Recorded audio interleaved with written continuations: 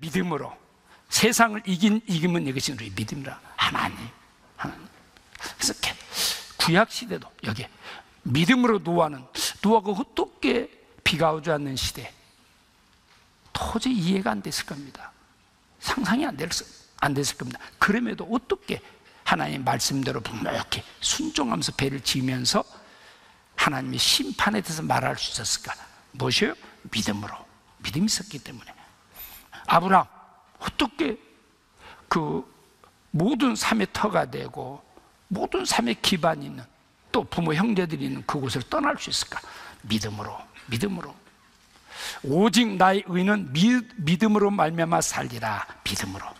의인은 구원받은 그를 믿음으로 살지 않으면 우리는 항상 나도 모르게 열등감, 못난이, 자상, 지금 왜 내가 뭐 특별했나, 항상 모든 것들이 현실부 형편 보면서 아마 주눅들 일 많이 있을 겁니다. 우리 뭐 자녀들이 얼마나 또 뭐 잘해줍니까? 예? 요즘에는 부모 성적도 부모 그 자녀들의 성적도 부모 형편에 따라 뭐 한다라고 점점 예, 믿음으로 말미암아 살리라. 또한 뒤로 물러가면 내 마음이 저를 기뻐하지 아니하시라. 믿음으로 모든 세계가 믿음이 올 때 꽃 한 송이도 하나님의 손길을 느낄 수 있습니다. 보잘것없는 풀 한 송이에서도 인생을 알 수 있습니다. 풀은 마르고 꽃은 떨어지되 하나님의 말씀은 세세토록 있도다 하였으니 풀 한 포기 속에서도 인생을, 내 모습을, 그 꽃의 연구, 이야, 화려하고 얼마나 멋있습니까? 그러나 잠시의 시듭니다. 인생의 모든 우리 영광이 잠시에. 그리고 하나님 앞에 서야 됩니다. 믿음으로 믿음이 올 때 모든 것이 밝아집니다. 믿음입니다. 그래서 믿음으로 구원받고, 에베소 1장 7절에 어제도 살펴봤었잖아요. 우리가 그리스도 안에서 그의 은혜의 풍성함을 따라 그의 피로 말미암아 구속고 제삼을 받았으면, 믿음의 내용이잖아요. 그의 피로, 주님의 그 피는, 그 거룩한 피는, 보배로운 피는 내 모든 죄를 씻는 충분한 피입니다. 그래서 모든 피를 쏟아서 영원한 속죄를 이루어 놓으시고 우리를 불러서 십자가를 보게 합니다. 너 십자가 보라. 예수님이 그 죽으심, 죄 없으신 분이 왜 십자가 그렇게 죽으셨을까? 왜 모든 피를 쏟았을까? 따라서 해봅시다. 피가 죄를 속하느니라. 짐승의 피도 구약시대 이스라엘 백성들의 죄를 덮어줬잖아요. 예수님이 오셔서 피를 흘려주실 것을 전제로 하고 수많은 짐승이 죽었습니다. 피로 말미암아 구속. 왜? 값을, 구속은 구원할 구, 속죄할 수, 값불속. 값을 지불하고 건져서 구속 곧 죄사함을 받았으니. 어제도 너희가 그 은혜를 인하여 무엇으로요? 믿음으로 말미암아. 믿음입니다.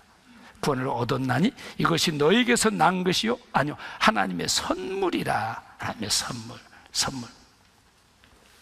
골로새 1장 13절 14절에도 그가 우리를 흑암의 권세에서 건져내사 그의 사랑의 아들을 나를 옮기셨으니 그 아들 안에서 우리가 구속 곧 제삼을, 그가 예수님이 우리를 흑암의 권세에서 건져내려고 오셔서 십자가의 모든 피를 쏟으시고 우리를 구원해 주셨습니다. 그리고 그의 사랑의 아들, 지옥 형벌받아 마땅할 죄의 신분에서 사랑의 아들의 나라, 주님이 계신 그 아들의 나라를 옮기셨어요.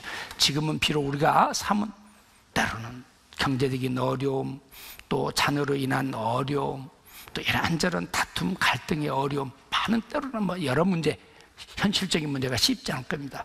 그러나 그의 사랑의 아들 나라로 우리 신분을 옮겨졌습니다. 그 시간. 그래서 그 죽음은 그리스도의 죽음도 종류가 있습니다. 주 안에서 죽는 자들은 복이 또다 하셨습니다. 그 아들 안에서 왜 우리가 구속 곧 죄삼을 얻었도다. 완성된 제삼이죠. 죄삼을 얻었도다. 그가 건져내 주시고 그리고 그의 사랑의 아들의 나라로 옮기셨으니 구속 곧 제삼을 얻었도다. 베드로전서 1장 18절 19절에도 너희가 알거니와 너희 조상의 유전한 망령된 행실에서 구속된 것은 값을 주라. 구원받은 것은, 죄삼 받은 것은, 이런 말이잖아요. 구속된 것은 은이나 금같이 없어질 것으로 한 것이 아니요, 은, 금, 수고를 통해서 얻어지는 그 결과물들이잖아요. 수고, 정성, 열심으로 한 것이 아니라는 이야기죠. 예? 아니요, 오직 흠없고 점없는 어린 양 같은 가치겠습니다. 그리스도의 보배로운 피로 한 것이니라. 우리가 구원받은 것은 오직 주님의 거룩한 피, 십자가의 죽으심과 부활, 오직 흠없고 주님의 피만 하나님 앞에 합당합니다. 우리의 피는 더럽잖아요. 추하잖아요. 하나님 우리 받아주실 수가 없잖아요. 주님만. 오직 흠없고 점없는, 정말 구약시대의 그 수컷, 1년 된 수컷, 흠없는 것으로 하나님께 제사를 드렸던 것처럼 그리스도의 보배로운 피로 한 것이니라. 보배로운 피, 이 주님의 피입니다. 주님의 피, 예, 주님의 피. 그러면서 마태복음 1장에 그 이제 마리아에게 처녀가 아직 남자를 가까이 하지 않았는데 임신이 됐습니다. 얼마나 놀랐을까요? 그래서 그 나타났습니다. 아들을 낳으리니 이름을 예수라 하라. 이는 그가 자기 백성을 저희에게서 구원할 자이심이라. 하나님이 아들로 이 세상에 오실 때 예수란 이름으로 오셨습니다. 그 예수라는 뜻은 구원자. 그래서 예수라라. 이는 그가 자기 백성을 저희에게서 구원할 자이심이라. 우리를 구원하시려고 이 세상에 오셨고, 때가 되니까 하나님이 모든 죄를 예수님께 담당시키시고 그 죄값을 치르시기 위해서 십자가 지셨습니다. 예수로 오셔서 우리를 구원하셨습니다. 예수란 이름은 구원자. 그래서 그가, 구원자로 신 예수님이 자기 백성을 저희 죄에서 구원할 자이심이라. 또 23절에 보라, 처녀가 잉타의 아들을 낳을 것. 남자를 가까이 하지 않은 처녀가, 예, 성령으로 놀라, 성령으로 아들을 낳을 것이요, 같이 읽겠습니다. 그 이름을 임마누엘이라 하리라 하셨으니 이를 번역한즉 하나님이 우리와 함께 계시다 합니다. 믿음의 핵심 내용이 이 내용입니다. 예수로 오셔서 구원하신 사실을 우리가 알고 받아들임으로 구원받고, 그 다음에 구원받은 주의 자녀들, 아들을 낳은 이름을, 처녀가 잉태 아들을 낳을 것이고 그 이름은 임마누엘. 임마누엘의 뜻은 하나님 우리와 함께 계시다. 이 믿음이 우리 삶을 책임져 가고 우리 삶을 평안하게 만들고 감사하게 만들고 소망 가운데 살아가더라고. 그 힘들고 어려운 상황에서도 임마누엘, 임마누엘, 하나님이 나와 함께 하신다. 세상에 가장 좋은 단어 중에 하나는 함께, 함께. 우리는 함께 속에서 애롭고 쓸쓸하고 허망한 삶으로부터 우리 자신을 지킬 뻔한 위로도 받고 힘도 없고 지혜도 없고 살아갈 수 있잖아요. 요즘에 함께가 점점 무너져가고 함께. 근데 누가? 하나님 우리와 함께. 가족들도 함께 해야 되는데 요즘에 참 함께하기가 쉽지 않죠. 아마 부모를 가장 기쁘시게 하는 것 중에 하나가 자녀들, 가족들이 다 모여서 작은 것이지만 같이 짜장 하나 먹어도 얼마나 좋겠어요. 또 그 가족들끼리 저런 이야기 나눌 때 그 시간이 아마 가장 부모에게 가장 기쁨이 되고 힘이 되는, 어쩌면 지난 한 주간의 집회도 우리 하나님 굉장히 기뻐하지 않았을까. 주의 자녀들이 주님 이름 앞에 모이고 한 영혼이라도 구원하기 위해서 같이 수고하고 같이 기도하고 또 함께 그 2시간 남자지 쉬운 시간은 아닙니다. 다 바쁜 가운데서 막 불이 나게 와가지고 그 하나님 얼마나 기뻐하셨을까. 우리가 주님 앞에 설 때 함께 했던 시간들이 주님 앞에 다 드러나지 않을까. 그것이 우리의 상급이 되고 우리에게 큰 기쁨과 영광이 되지 아니할까. 함께 했던 그것이 크든 작든 내가 어떤 역할을 했든 함께 했던, 함께, 여기도 함께, 하나님도 함께를 크게 기뻐하십니다. 그래서 그날이 가까워, 주님의 재림이 가까우면 사람들이 자꾸 개인주의, 자기 중심으로, 그때 모이기를 피하는 어떤 사람들과 하지 말고 주님의 재림이 가까울수록 자주 모여서 주님의 은혜와 사랑을 나누면서 서로 돌아보면서 서로 짐을 지면서 기쁘게 봉사하고, 어제도 아침에 잠깐 이렇게 산을 좀 갔더니만 이렇게 봉사에 우리 나이가 좀 된 분들이 이렇게 가지 전지 작업을 쭉 하더라고요. 그 늦게까지. 그 아침 일찍 시작한 전작업이 오후 한 4시 가까이 계속되는 것 같은데요. 시간 있을 때마다 와서 함께 여기 예수로 오셔서 우리를 구원해 주신 것도 엄청난데, 이제 임마누엘 하나님, 이게 믿음의 내용입니다. 믿음의 내용. 그래서 우리는 예수님이 십자가에 죽으시고 부활하시고 그 피를 쏟아서 우리 죄를 용리 씻어준 것을 믿고, 그 다음에 나를 구원하신 주님이 나와 우리와, 그게 교회입니다. 교회 함께 합니다. 이게 그래서 믿음의 핵심입니다. 하나님께서 내 모든 죄를 영원히 없이 하셨다. 그리고 나를 구원하신 주님이 임마누엘, 하나님 나와 함께 하신다. 이 사실 붙들고 사는 겁니다. 이것이 마음에서 흔들리지 않는다면 우리는 끝까지 믿음으로 승리할 수 있는 삶을 삽니다. 세상이 지지 않습니다. 환경 형편에 흔들리긴 할지라도 머무를 수는 없습니다. 환경 형편을 뛰어넘어서 걸어갈 수 있습니다. 근데 이 함께 하신다, 임마누엘이 흔들리면 환경 형편에 붙잡힌 채 그냥 주저앉을 수 있습니다. 임마누엘. 그리고 언제까지? 영원히 우리 죄를 씻었고 주님은 영원히 그것을 보증해 주는 것이 십자가입니다. 십자가 죽으심과 피입니다. 어머니는 특별히 부모 중에서도 부모죠. 그 어머니의 사랑 특별합니다. 그래서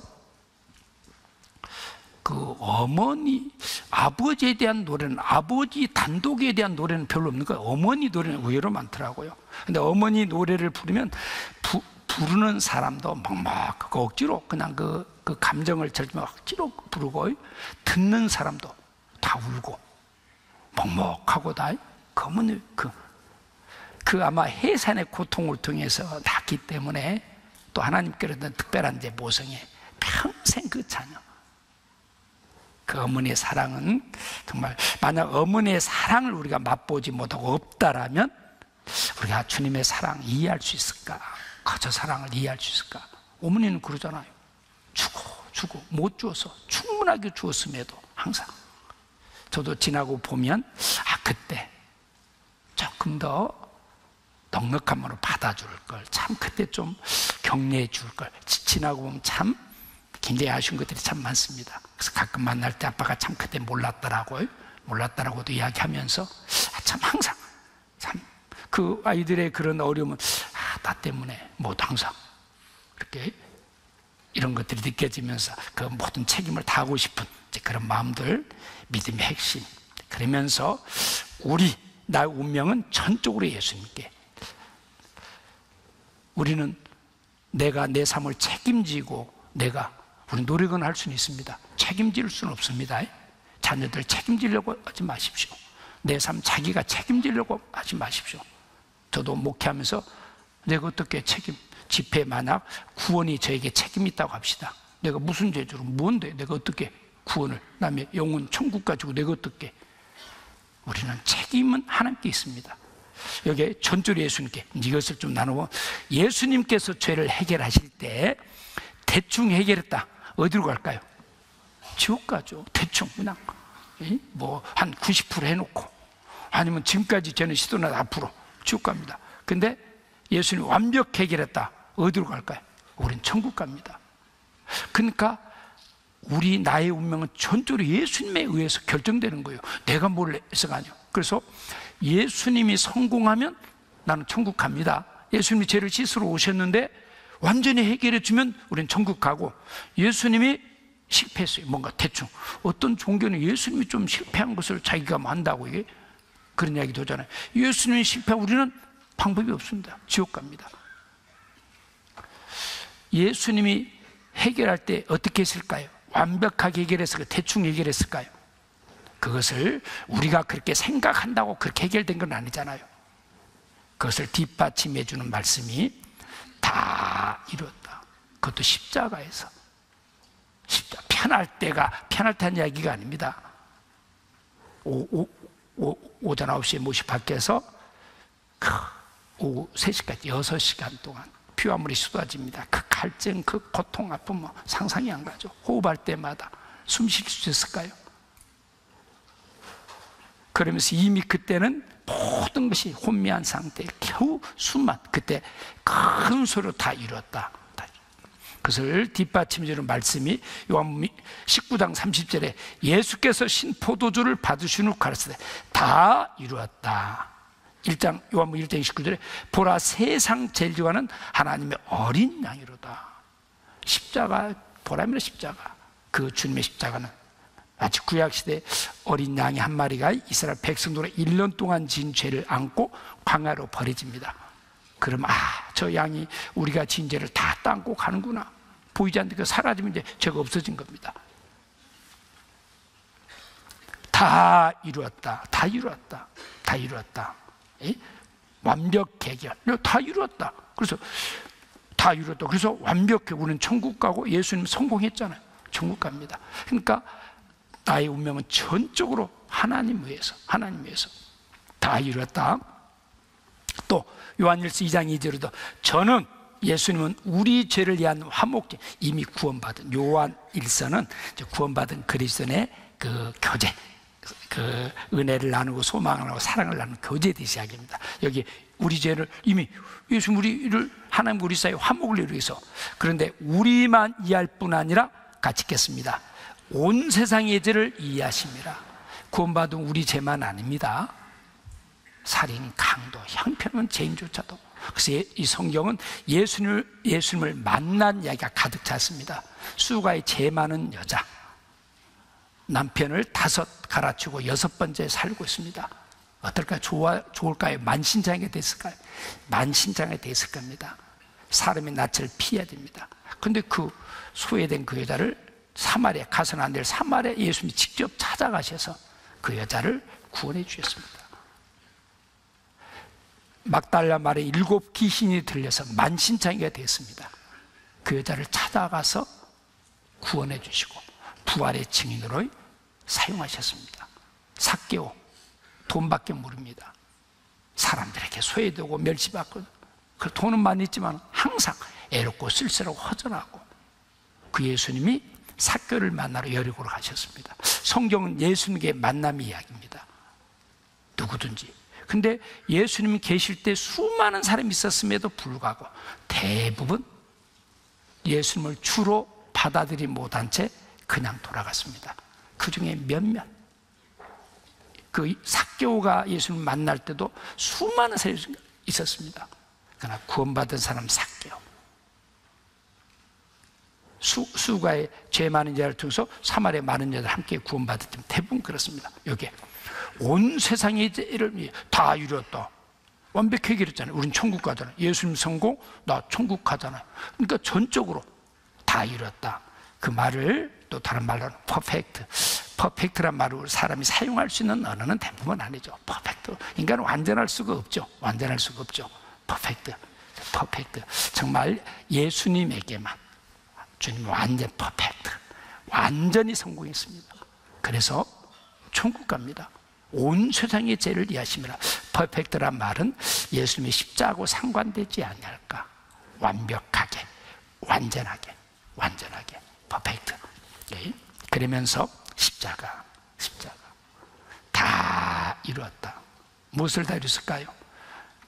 저와 여러분 모든 사람의 모든 죄를 다 씻는 일, 다 이뤘다는 것은 다 씻었다는 선언이죠. 예수님이 다 씻었다는 겁니다. 예수님이. 그리고 부활하시잖아요. 죽으셨구나. 시편 참 85편에도 이런 말씀이, 주의 백성의 죄를 사시고 저희 뭐라고요? 모든 죄를 덮으셨나이다.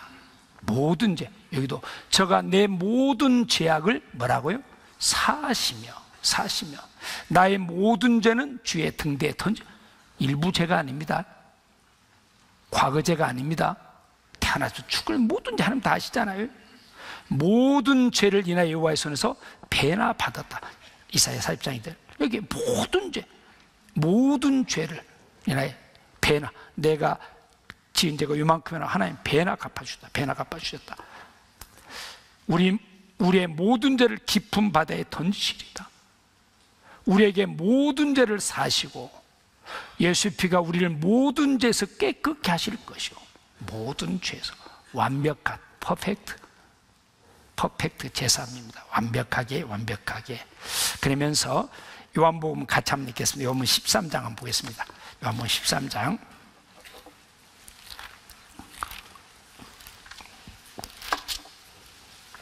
13장. 예수님이 하나님의 아들로 오셔서 저요, 그 공생의 3년 반의 기간을 통해서 하나님이 하실 일, 영혼을 건지는 일, 또 교회를 세우는 일, 또 이 모든 것을 보여주시고 이제 13장부터 13, 14, 15, 16, 17장까지 마지막 제자들과 함께하고 그리고 이제 십자가를 지게 됩니다. 잡혀서 죽게 됩니다. 그러니까 지금 십자가를 눈앞에 두고 마지막 제자들과의 13장, 14장, 정말 그 죽음을, 그것도 죽음, 무슨 죽음? 십자가의 저주, 그 고통의 죽음을 앞두고 그 예수님이 제자들과 함께하는, 얼마나 절실했을까, 얼마나. 그리고 제자들 얼마나. 여기에 그러면서 1절 보겠습니다. 유월절 전에 예수께서 자기가 세상을 떠나 아버지께로 돌아가실 때가 이른 줄 아시고, 그냥 우리처럼 그냥 죽고 가는 게 아니잖아요. 십자가를 치시고 모든 죄를 떠안으신 주님은 그 죄값을 참혹한 십자가를 그냥 죽고 떠나는 게 아니죠. 그러면서 세상에 있는 자기 사람들을 사랑하실 때 끝까지 사랑하시더라. 2절에 마귀가 벌써 시몬의 아들 가룟유다의 마음에 예수를 팔려는 생각을 넣었더니, 이제 주님 이 마지막하고 이제 그 다음에 가룟유다가 팔고 잡혀서 정신없이 매를 맞고 나중에 십자가를 지는 그 상황입니다. 그때 예수님은 3절에 저녁 먹는 중 예수는 아버지께서 모든 것을 자기 손에 맡기신 것과 또 자기가 하나님께로부터 오셨다가 하나님께로 돌아가실 것을 아시고 저녁 잡시던 자리에서 일어나 겉옷을 벗고 수건을 가져다가 허리에 두르시고 이에 대하여 물을 담아 제자들의 발을 씻기시고 그 두르신 수건으로 씻기기를 시작하여 마지막 주님은 십자가를 앞에 두고 제자는 아무것도 모르고 있습니다. 천방지축입니다. 이때도 가룟유다는 예수님을 뭔가 예수님 임금대에 한자를 줄 알았는데 이거 이대로 가면 이거 그동안 뭐 그래가지고 이제 팔아서 이렇게 이런 때 그런 제자들을 앞세우고 예수님이 일어나 겉옷을 벗고 수건을 두르시고 대야에 물을 떠다가 제자들의 발을 씻기 시작합니다. 이렇게 씻기 시작합니다. 6절에 시몬 베드로가 이르시되 가로되 주여 주께서 내 발을 씻기시나이까? 예수께서 대답하여 가르치되 나의 하는 것을 내가 이제는 알지 못하나 유언을 알리라. 베드로가 가로되 내 발을 절대로 씻기지 못하시리다. 베드로는 갑자기 정신이 번쩍 들었습니다. 어떻게 이런 일이, 자기가 예수님의 발을 씻겨도 부족할 텐데 어떻게 예수님 무릎 꿇고 내 발을, 인간적인 생각이죠. 그때 예수님께서 못하시리다. 예수께서 대답하시되 내가 너를 씻기지 않으면 내가 너와 상관이 없느니라. 발을 씻기지 않으면 나 상관없다. 그러니까 깜짝 놀라서 시몬 베드로가 그러되 주여 내 발뿐 아니라 손가락으로도 씻겨 주옵소서. 예수께서 가라사대 이미 목욕한 자는 발밖에 씻을 필요가 없느니라. 온몸이 깨끗하니라. 너희가 깨끗하나 다는 아니라. 주님이 피를 흘려서 우리가 깨끗게 될 것을 말씀하시고 완전히 속죄는 받았지만 우리 삶 속에 묻어오는 죄들은 있죠. 그래서 그따라 그 죄는 하나님의 아들로서 짓는 죄죠. 심판의 죄는, 심판받을 죄는 예수님이 다 해결하셨고 이제 하나님의 아들로 새로운 신분으로 살면서 우리는 또 실수할 수 있잖아요. 그때마다 또 우리 돌아보고 돌이키면서 이제 그것을 이제 발을 씻는 이제 우리 교제를 가르쳤습니다. 그러면서 13절 보겠습니다. 12절 저희 발을 씻기신 후에 옷을 입으시고 다시 앉아 저희에게 이르시되 내가 너에게 행한 것을 너희가 아느냐? 너희가 나를 산성이라 또는 주라 하니 너희 말이 옳도다. 내가 그라다. 내가 주와 또는 선생이 되어 너희 발을 씻겼으니 너희도 서로 발을 씻기는 것이 옳으니라. 내가 너에게 행한 것 같이 너희도 행하게 하려 본을 보이노라. 이 모습도 정말 놀라운 모습입니다. 십자가를 앞에 두고 주님의 완전한 얼마나 사랑하셨으면. 그래서 이게 이제 돌아가실 때가 이미 이른 줄 아시고 세상에 있는 자기 사람들을 사랑하시되 어떻게 사랑하신다고요? 끝까지 사랑하시더라. 참 놀랍죠. 세상에 있는 자기 사람들, 하나님은 주님의 피로 구원받은 주의 자녀들 어떨까요? 외면할까요? 포기하지 않습니다. 끝까지 사랑하시더라. 끝까지 사랑, 끝까지 사랑. 이것을 무슨 사랑일까? 항상 변함없는, 한결같은, 언제나 함께하는 사랑, 죽을 때까지, 지금부터 영원까지 책임지는 사랑, 이 사랑입니다. 끝까지. 주님, 그러면서 십자가를 지었습니다. 그러면서 이제 이 모습을 어느 유명한 화가가 그린 그림인데 이렇게 그렸습니다. 예수님이 무릎 꿇고 제자들의 발을, 제자들은 오한이 벙벙합니다. 이 가룟 유다는 불쾌하겠죠. 굉장히 이게 무슨 짓인가 했을 겁니다. 제자들도 몰랐습니다, 사실은. 근데 이 모습은 어떤 모습입니까? 어떤 왕이 지금까지, 왕이 신하들, 그 백성들의 무릎 꿇게 백성들의 발을 씻겨줬다고 합시다. 그만큼 섬겼다는 이야기겠죠. 그럼 평생 그 왕은 모든 임금들의 기준이 되지 않겠습니까? 그 인종, 국적을 떠나서 모든 사람이 대단하더라고. 왕이지만 사람이잖아요. 근데 하나님이 사람으로 오셔서 더럽고 추한 제멋대로 사는 천방지축 제자들의 무릎 꿇고 발을 씻겼다. 발을 씻기는 것은 종이 역할이잖아요. 노예가 해야 될 일입니다. 그 당시 근동 고대 그쪽은 항상 메마르잖아요. 그러니까 그나마 이제 쓰리바잖아요. 그 신발 자체가 항상 바른데 더러워질 수밖에 없죠. 딱 주인이 돌아오면 종이 물을 준비했다가 이렇게 씻겨주는 그런, 이건 종이 할 일입니다. 노예가 할 일입니다. 근데 주님이 정말 아마 제자들도, 그래서 저도 이 그림을 보면서, 이 모습을 그림을 보면서 십자가 사건 다음으로 놀라운 사건이 있지 않냐할까. 어떻게 하나님이 그래서 제자들도 그때는 이게 무슨 뜻인지 몰랐습니다. 나중에 십자가에 죽으시고 부활하시고 성령이 오심으로 구원받고, 그때 주님의 이것을, 그래서 아마 개성 강한 제자들끼리 초대교회 많이 다툼이 있었을 텐데, 그러다가 이것만 생각하면 할 말이 없겠죠.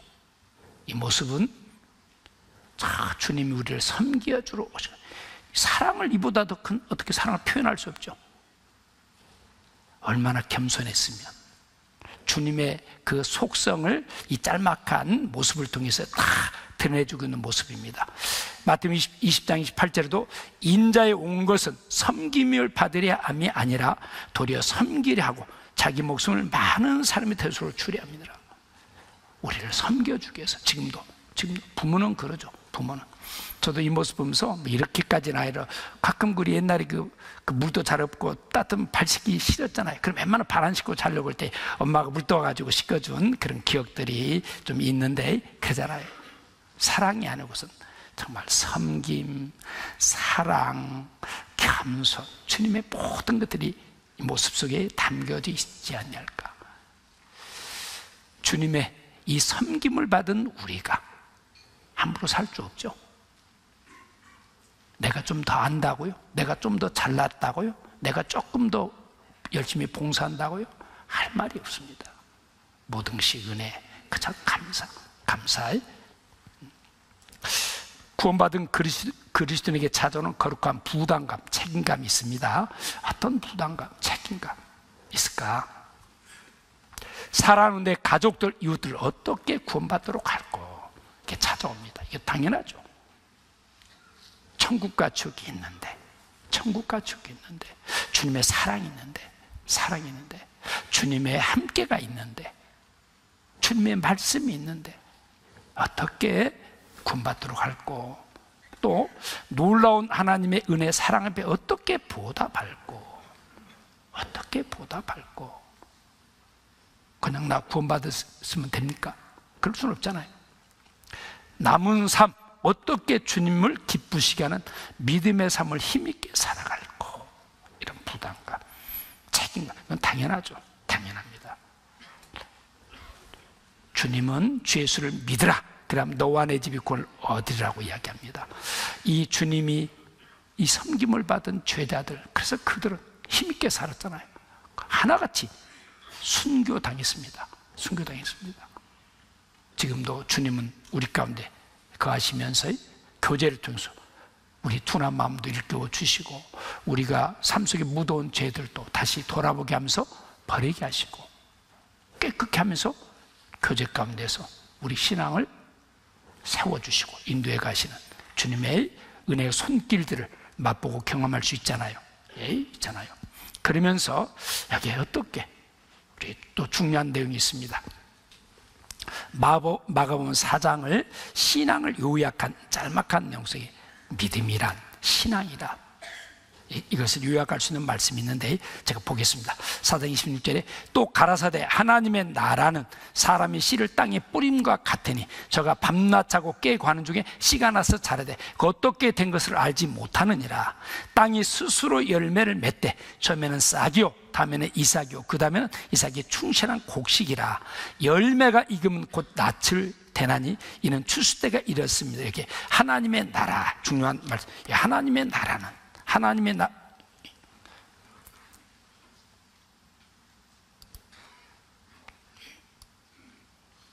뭔 일입니까? 시간. 하나님의 나라는 그래? 하나님의 나라는 어떻게? 마치 사람이 땅에 씨를 뿌리고 그 씨가 싹이 나고 또 이삭이 되고 그 이삭이 되고 곡식이 되는 과정을 통해서 넓게 설명해 주고 있는데, 이게 씨는 놀라운 비밀이죠. 사실 이 씨는 말씀입니다. 말씀을 가리키고 있습니다. 마치 씨를 뿌리면 농부는 그 씨가 어떻게 자라는지 언제 싹이 나는지 정확하게 잘 모르죠. 그래서 저가 밤낮 자고 깨고 하는 중에 씨가 나서 자라되 그 어떻게 된 것을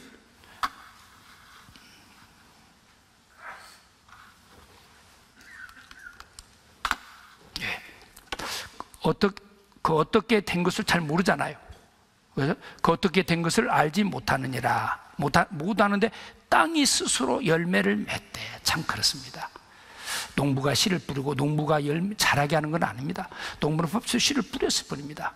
그런데 놀랍게 이게 섭리죠. 하나님께서의 그 흙 속에 또 모든 것들이 조화를 이루면서 싹이 피는 것처럼 신앙도 그렇습니다.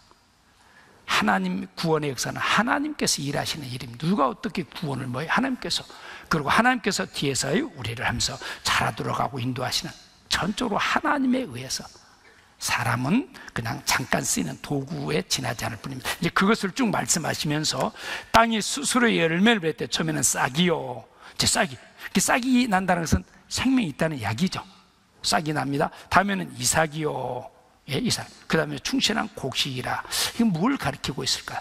이 속에 굉장히 중요한, 구원받고 끝이 아니죠. 구원받은 그리스도인이 신앙이 성장합니다.